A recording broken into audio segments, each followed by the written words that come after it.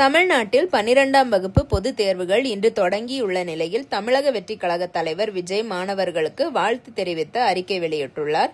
தமிழகத்தில் 2026ஆம் ஆண்டுக்கான 12ஆம் வகுப்பு பொதுத் தேர்வுகள் மார்ச் 2ஆம் தேதி தொடங்கி மார்ச் 26ஆம் தேதி வரை நடைபெற உள்ளது.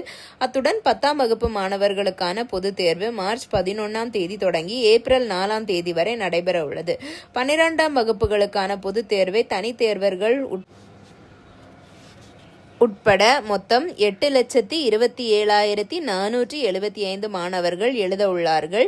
இன்று பொதுத் தேர்வு எழுதும் மாணவர்களுக்கு தமிழக முதல்வர் மு.க.ஸ்டாலின் நேற்று வாழ்த்து தெரிவித்திருந்தார். பல்வேறு தலைவர்களும் மாணவர்கள் அச்சமின்றி தேர்வு எழுத வாழ்த்து தெரிவித்து வருகின்றனர். தமிழக வெற்றிக் கழக தலைவர் விஜய் அறிக்கை வெளியிட்டு இன்று 12ஆம் வகுப்பு பொதுத் தேர்வு எழுதும் மாணவர்களுக்கு வாழ்த்து தெரிவித்துள்ளார்.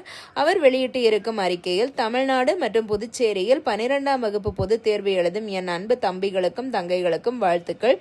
நாளைய வளமான சமுதாயத்தை உருவாக்க உங்கள் அனைவரும் இந்த தேர்வினை பதட்டமின்றி அச்சமின்றி துணிவுடன் எதிர்கொள்ளுங்கள்.